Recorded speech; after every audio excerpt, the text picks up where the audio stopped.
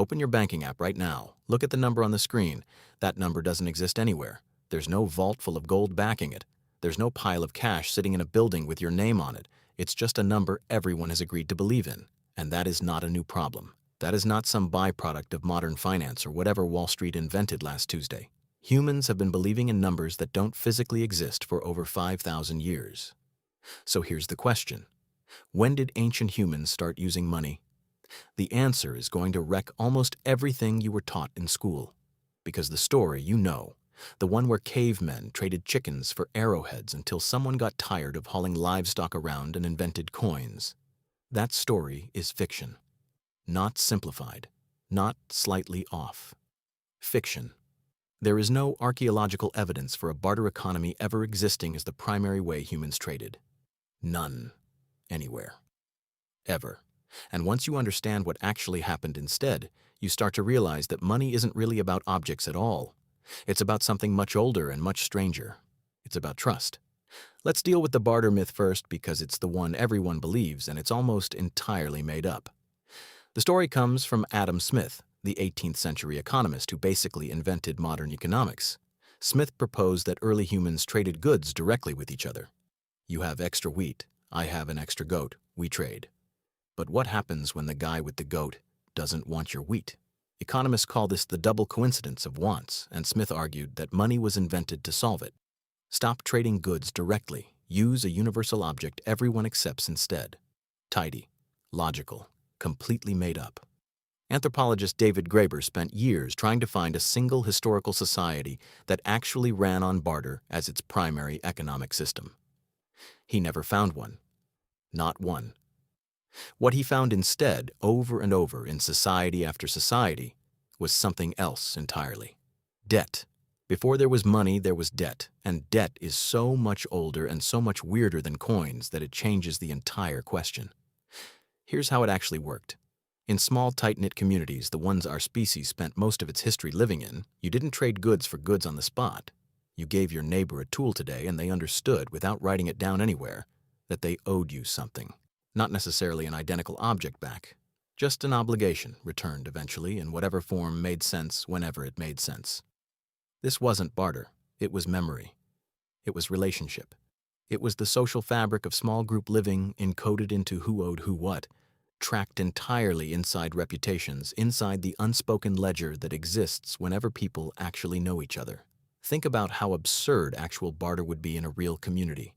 Imagine walking up to your neighbor and saying, I'll trade you these 3 eggs for exactly 1/3 of a chicken's worth of firewood, settled right now, no further obligation. That's not how humans who live together and depend on each other behave. That's how strangers behave, and that's the detail that breaks the textbook myth wide open.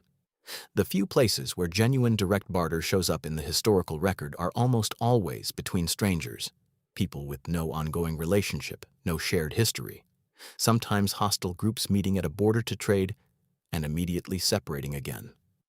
Barter is what happens when there is no trust to rely on. It is the economic system of last resort, not the starting point of human exchange. We had it backwards the entire time. So if debt came before money, what did debt actually look like 5, 6, 7,000 years ago? Around 9,000 BC, in the region we now call the Fertile Crescent, right around the time humans were domesticating wheat and barley for the first time, archaeologists have found small geometrically shaped clay objects, cones, spheres, discs, little tetrahedrons, scattered across early farming settlements from modern-day Iraq to Central Asia. For decades, nobody knew what these things were. Toys, maybe. Religious objects, maybe. Then a researcher named Denise Schmant-Besserat spent years cataloging thousands of them and figured out what they actually were. Tokens. Each shape represented a specific quantity of a specific good. A cone meant a small measure of grain. A sphere meant a larger measure.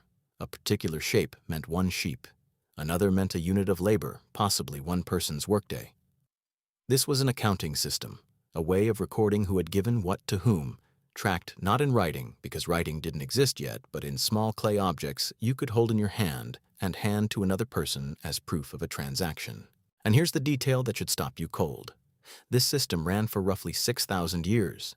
6,000 years of humans using physical tokens to represent abstract value and abstract obligation before anyone ever wrote a single word down. Eventually, around 3300 BC, administrators started sealing these tokens inside small hollow clay balls, essentially the world's first tamper-proof contracts, and pressing the shapes of the tokens into the outside of the ball so you could tell what was inside without breaking it open. Someone looked at that system and had the thought that changed everything. Why am I making the three-dimensional object at all? Why not just press the symbol directly onto a flat tablet? That moment, that exact moment of abstraction, marks the beginning of writing itself. The earliest written language on Earth, cuneiform, didn't emerge from poetry or law or religious revelation. It emerged from people trying to keep track of who owed who a sheep. Civilization's first sentence was an invoice. By around 3500 BZ in Sumer, in the world's first cities, we find something even more explicit. Clay tablets recording actual debts. Not just goods owed, but interest, repayment terms, penalties for default. Entire households recorded as owing grain to temple administrators with specific quantities and timeframes. This is the first time in the archaeological record we see a society explicitly divided into creditors and debtors. Graeber argues this is also roughly when the moral language of debt enters human vocabulary in a way that still echoes today.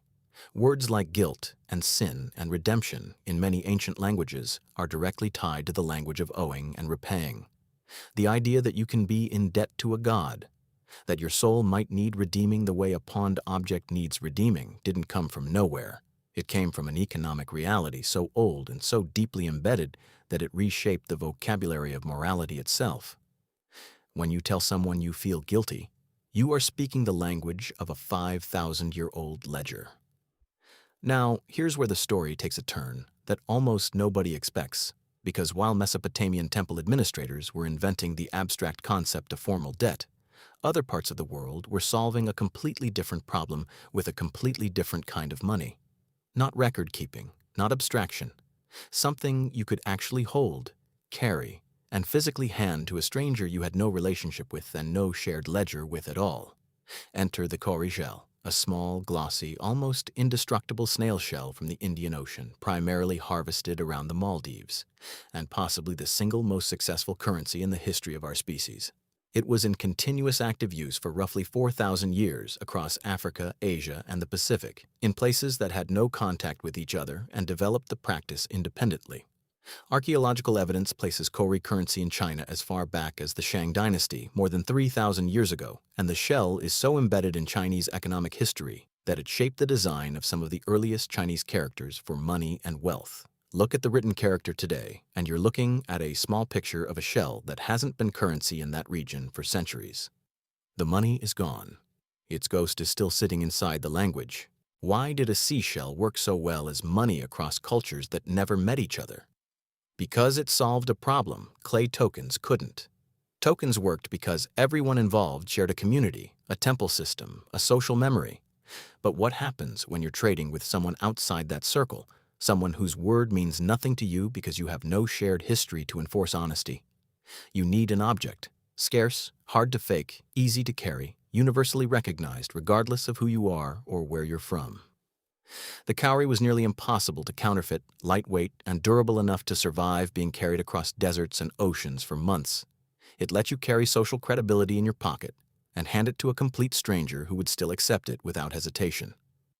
And it wasn't the only object doing this job in different corners of the world. Across Polynesian and Melanesian societies, people relied on shell money, woven mats, and in one famously extreme case, enormous carved limestone discs that the people of the island of Yap tracked as currency, some weighing literally thousands of pounds, far too heavy to move for everyday trade.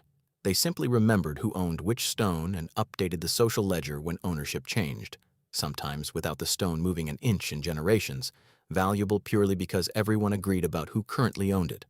Not so different from your banking app if you think about it.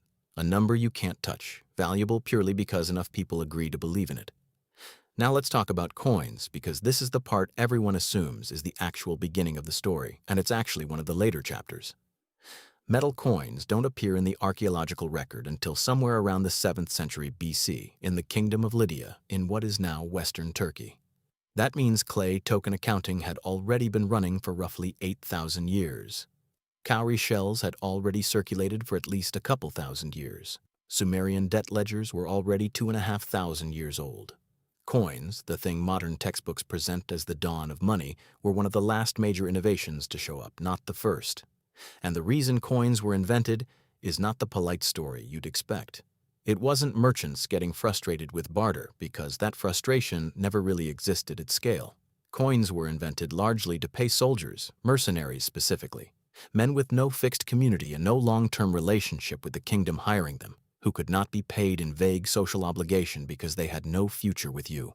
They needed something instantly recognizable and valuable wherever they went next, since next month they might be fighting for somebody else entirely. Standardized stamped metal solved that precisely. A coin doesn't care who you are. It only requires trust in the metal and the stamp.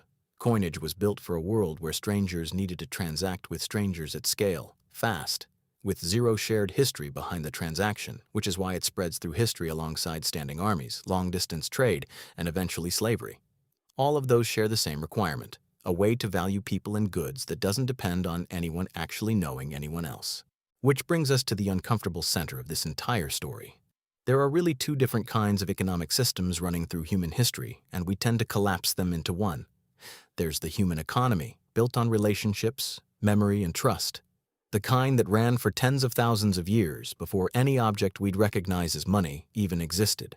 Favors owed, debts remembered, status carried socially rather than financially. And there's the commercial economy, built on objects, abstraction, and strangers, the kind that needed tokens. Then shells, then coins, because it was operating at a scale where personal trust alone could no longer hold the system together. Both are still fully active inside you right now. When you lend a friend $20 and genuinely don't care exactly when they pay you back, that's the human economy. When you tap your card at a coffee shop and the barista has no idea who you are and doesn't need to, that's the commercial economy, built to function entirely without relationship. You move between the two dozens of times a day without noticing, because your brain has been doing this since long before money in any form existed. The capacity for tracking obligation, who owes who what, who can be trusted, who has taken more than they've given, almost certainly predates money by an enormous margin. It might be one of the oldest pieces of social software the human brain runs, going back to small hunter-gatherer bands where reputation was the only currency that existed, and where everyone's mental ledger of everyone else's generosity was, quite literally, a matter of survival. So when did ancient humans start using money? If you mean coins, the answer is about 2,600 years ago, which sounds old until you realize it's almost embarrassingly recent. If you mean physical objects standing in for value, shells, stones, tokens, the answer stretches back well over 5,000 years, and probably further than we have direct evidence for, because organic and easily lost objects rarely survive the way clay and stone do. But if you mean the actual underlying behavior, the thing money is really doing underneath all the shells and coins and clay, tracking who owes what to whom, building trust extended across people who may never personally meet, then the honest answer is that money is barely a technology at all. It's a reflection of something we were already doing in our heads, in our relationships, long before we figured out how to write any of it down. We didn't invent money to escape the inconvenience of barter. We invented it to extend something we already had: trust, generosity, obligation, the social glue that held small groups together, out across distances and populations too large for any single human memory to track alone. Every time you transfer money to a friend without thinking twice, every time you hand a stranger cash without a second of hesitation about whether it's real, every time you glance at a number in an app and simply believe it, you're performing the same fundamental act your ancestors were performing with a clay cone shaped like a measure of grain 9,000 years ago. You're trusting a symbol because enough people around you trust it too. That trust is the actual currency. It always has been. The shells, the coins, the apps, those are just the latest containers we've poured it into. And if you want to keep tracing that thread, the strange history hiding behind every price tag and every dollar in your pocket, subscribe. This channel is The Ledger. Stick around.